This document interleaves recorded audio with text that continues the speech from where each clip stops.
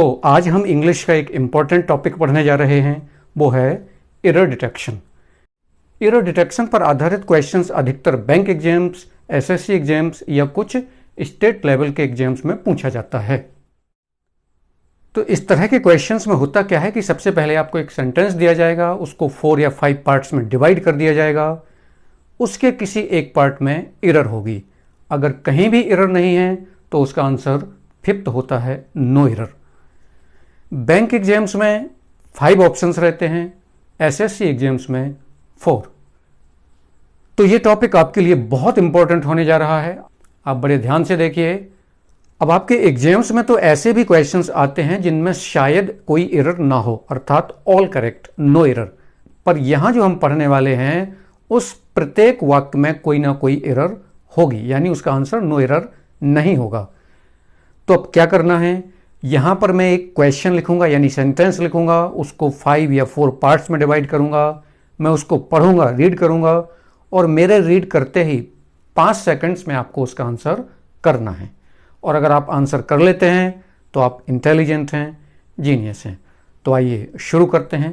पहला सेंटेंस है, अब ये रहा पहला सेंटेंस। यहां लिखा हुआ है, this is one of the best English classes which I have ever watched, no error. इसके 5 पार्ट्स बनाए गए हैं। इसका आंसर नो एरर नहीं है, इतना ही मैं आपको हिंट दे रहा हूं, मैं आपको क्लू देता हूं, कहीं ना कहीं एरर है।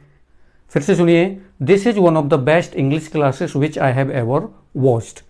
अब आपका टाइम शुरू होता है, फटाफट जल्दी से आप आंसर बताएं। तो कहां पर एरर है, विच। अब एरर क्या है वो एक्सप्लेन करके मैं आपको यहां पर बताता हूं। अब देखिए एक्सप्लेनेशन। तो क्या लिखा हुआ है, यदि किसी सेंटेंस में सुपरलेटिव डिग्री का यूज किया गया हो तो रिलेटिव प्रोनाउन विच या हु के स्थान पर दैट का यूज किया जाता है। यानी one of the best superlative degree है, तो यहां पर जो रिलेटिव प्रोनाउन विच का यूज किया गया है इसके स्थान पर दैट का यूज किया जाएगा। इसी तरह यदि किसी सेंटेंस में द सेम का यूज किया गया हो, द सेम, तो भी विच या हु के स्थान पर दैट का यूज किया जाता है। एक एग्जाम्पल लिखा हुआ है यहां पर, this is the same mobile phone that acts up. ये वही मोबाइल फोन है जो परेशान करता है या खराब हो जाता है। इसी तरह यदि किसी सेंटेंस में only, few, little, everything, nothing दिए गए हों तो भी उसमें हु या विच के स्थान पर दैट का यूज किया जाता है। For example, there is nothing that can tempt me, तो यहां पर विच के स्थान पर दैट का यूज किया जाना चाहिए था। ये थी एरर नंबर 1। अब एरर 2 की ओर जाते हैं। This is the second sentence. लिखा हुआ है, his wife who is hardly literate often embarrass him at the parties. 5 parts divide किया गया है, नो एरर लास्ट पार्ट में है। फिर से देखिए, his wife who is hardly literate often embarrass him at the parties. अब आप एरर बताइए फटाफट, बहुत जल्दी एरर बताइए। तो एरर है एम्बैरस।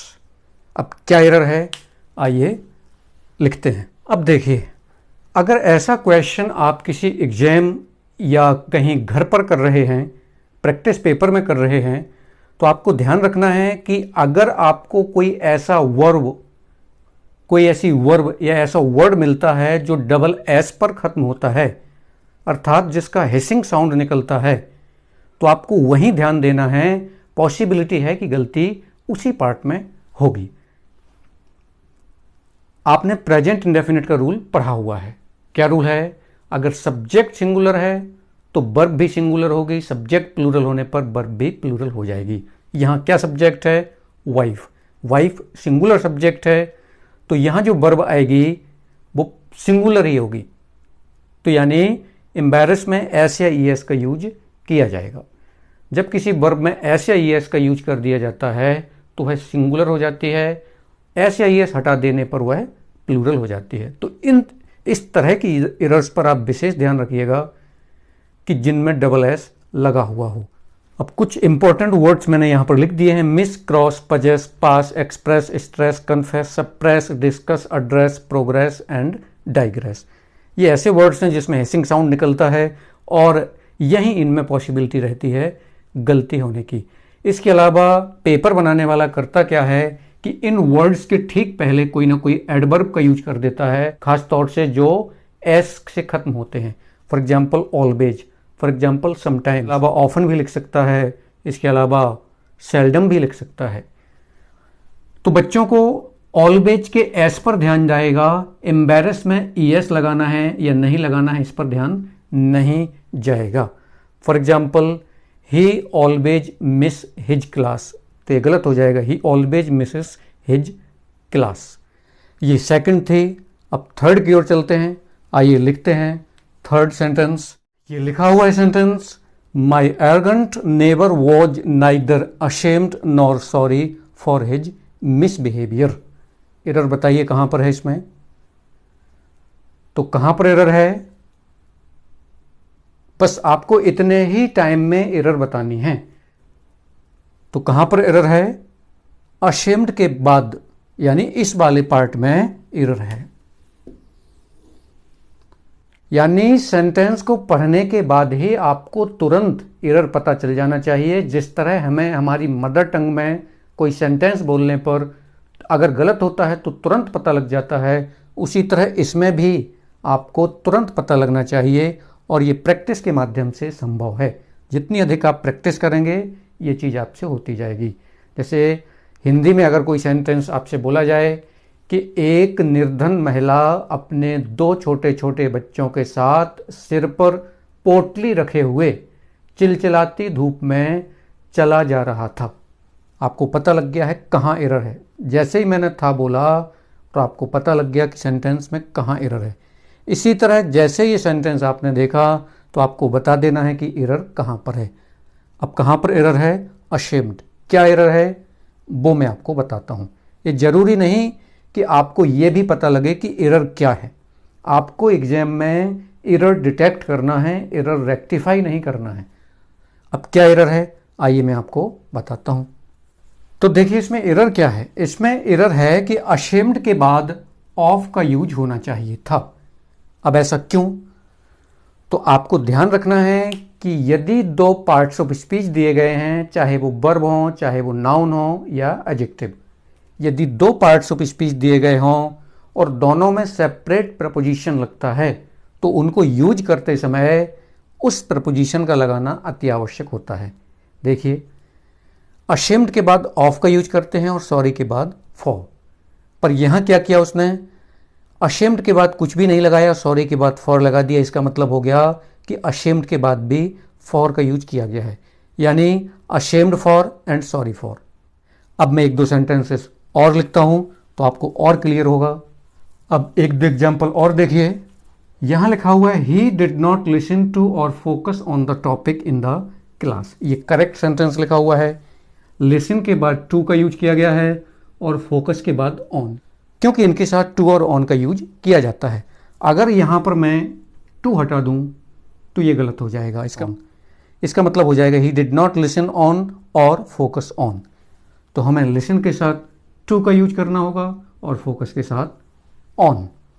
एक और सेंटेंस लिखा हुआ है we should not be indifferent and uninterested in our studies. ये करेक्ट है सेंटेंस? नहीं, इनकरेक्ट है। कहां पर इसमें गलती है? एरर कहां पर है? इनडिफरेंट, यानी इनडिफरेंट के बाद टू का यूज होता है और अनइंटरेस्टेड के बाद इन। तो ये तो सही लगा हुआ है, यहां पर हमें टू का यूज करना होगा। तो इस तरह से ये एरर प्रपोजिशंस के रूल्स पर आधारित थी। तो आपको रूल्स पढ़ने होंगे तब ये एरर आपसे बनेगी। अक्सर ये ऐसी एरर आती है, ये किसी एग्जाम में आई हुई एरर मैंने दी थी। तो आप प्रपोजिशंस के रूल्स पढ़ लेंगे तो ये एरर आपको इजी हो जाएगी। Error number 4, in our class she is the only girl that never plumes on her grand success in the exam. कहां पर एरर है? थोड़ा डिफिकल्ट है, डिफरेंट एरर है। कहां एरर है? तो इस सेंटेंस में एरर है प्लूम्स, यहां पर। अब क्या एरर है, पहले तो मैं ये आपको इसकी हिंदी बताऊं। इन अवर क्लास, हमारी क्लास में, she is the only girl, केवल वही एक बालिका है, that never plumes on her grand success in the exam, जो एग्जाम में अपनी भव्य सफलता पर इतराती नहीं है, घमंड नहीं करती है। प्लूम का मतलब होता है घमंड करना। अब एरर कहां पर है यहां, तो आपको यह ध्यान रखना है कि प्लूम के बाद यदि ऑब्जेक्ट ना हो तो आपको रिफ्लेक्सिव प्रोनाउन का यूज करना होता है। रिफ्लेक्सिव प्रोनाउन क्या होते हैं, जिनमें सेल्फ या सेल्फ्स लगाया जाता है, या तो सेल्फ लगाते हैं या सेल्फ्स। तो प्लूम एक ऐसा वर्ड है जिसमें ऑब्जेक्ट ना होने पर रिफ्लेक्सिव प्रोनाउन का यूज करना आवश्यक होता है। अब ऐसे और कौन कौन से वर्ड हैं मैं आपको यहां पर लिख देता हूं, उन वर्ड्स को आपको याद कर लेना है। अब इतने वर्ड्स और आपको याद रखना है कि जिनके बाद यदि ऑब्जेक्ट ना हो तो आपको रिफ्लेक्सिव प्रोनाउन का यूज करना होगा। अब्सेंट, अवेल, अवेल माने होता है अवसर का लाभ उठाना। विजी, इंजॉय, हर्ट, चोट पहुंचाना। कंटेंट, संतुष्ट होना। प्राइड, अहंकार करना। प्लूम, इतराना। प्रेजेंट, उपस्थित होना। सेटिस्फाई, संतुष्ट होना। इंट्रोड्यूस, परिचय कराना। प्रोस्ट्रेट, दंडवत होना, या लेट कर पैर पड़ना। तो यदि किसी सेंटेंस में इतने वर्ड्स दिए गए हों और उनमें ऑब्जेक्ट ना हो तो आपको रिफ्लेक्सिव प्रोनाउन का यूज करना होगा, और रिफ्लेक्सिव प्रोनाउन अपने सब्जेक्ट के अनुसार यूज किया जाता है। यहां शी है तो हर सेल्फ होगा, अगर यहां पर दे होता तो देम सेल्फ हो जाता। ये रिफ्लेक्सिव प्रोनाउन होते हैं। अब आप ये डिसाइड कैसे करेंगे कि इसमें ऑब्जेक्ट है कि नहीं, तो मैं आपको एक क्लू बता देता हूं, एक इंडिकेशन बता देता हूं। ये 90% से अधिक फिट हो जाएगा, 100% नहीं। तो आपको एग्जाम में देखना है कि यदि इतने वर्ड्स के बाद कोई प्रपोजिशन यूज किया गया है, जैसे ऑन हो गया, एट हो गया, इन हो गया, तो मान लीजिए उनमें ऑब्जेक्ट नहीं है और उनके साथ आपको रिफ्लेक्सिव प्रोनाउन लगाना है। और यदि कोई प्रपोजिशन नहीं है तो उनमें ऑब्जेक्ट है और तब किसी रिफ्लेक्सिव प्रोनाउन की आवश्यकता नहीं होगी। मैं एक सेंटेंस लिखता हूं यहां पर, आपको क्लियर होगा। फॉर एग्जाम्पल मैंने लिख दिया, ही enjoyed the party yesterday. He enjoyed the party yesterday, ये करेक्ट है। द पार्टी यहां पर इंजॉय का ऑब्जेक्ट है। अब अगर ये सेंटेंस होता, ही enjoyed at the party yesterday, तो फिर आपको रिफ्लेक्सिव प्रोनाउन का यूज करना होता, क्योंकि वहां पार्टी इंजॉय का ऑब्जेक्ट नहीं होता। तो फिर क्या करना होगा आपको, ही enjoyed himself at the party yesterday. तो ये थी एरर 4th। अब हम 5th की ओर बढ़ेंगे। ये हमारी लास्ट एरर होगी आज के वीडियो के लिए। तो आइए मैं लिखता हूं 5th नंबर। तो ये लिखा हुआ है, any one of these two boys is able to accomplish this Herculean task with ease. इन दो में से कोई भी लड़का इस बहुत कठिन काम को आराम से करने के लायक है। अकम्प्लिश माने पूरा करना, हरक्यूलियन यानी बहुत भारी, भारी भरकम, टास्क यानी काम। तो एरर कहां पर है इसमें, इसमें एरर है फर्स्ट पार्ट में, यानी एनीवन यहां पर इनकरेक्ट है, या टू को रिप्लेस करना होगा, टू को यहां पर चेंज करना होगा। अब वो क्या एरर है देखिए, मैं यहां पर लिखता हूं। तो अब यहां पर क्या लिखा हुआ है, एनीवन का यूज 3 या उससे अधिक व्यक्तियों वस्तुओं के लिए किया जाता है जब सेंटेंस पॉजिटिव होता है। यानी पॉजिटिव सेंस में एनीवन का यूज 3 या उससे अधिक व्यक्तियों या वस्तुओं के लिए होता है। यहां पर 2 लिखा हुआ था, यानी ये एरर थे। यहां पर आप या तो 3 करें या फिर यहां चेंज करना होगा।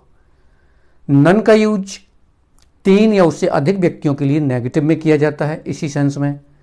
आइदर का यूज केवल 2 व्यक्तियों या वस्तुओं के लिए पॉजिटिव में किया जाता है, और नाइदर का यूज केवल 2 व्यक्तियों या वस्तुओं के लिए नेगेटिव में किया जाता है। तो इन 4 वर्ड्स को आपको याद रखना है। ये प्रोनाउंस हैं।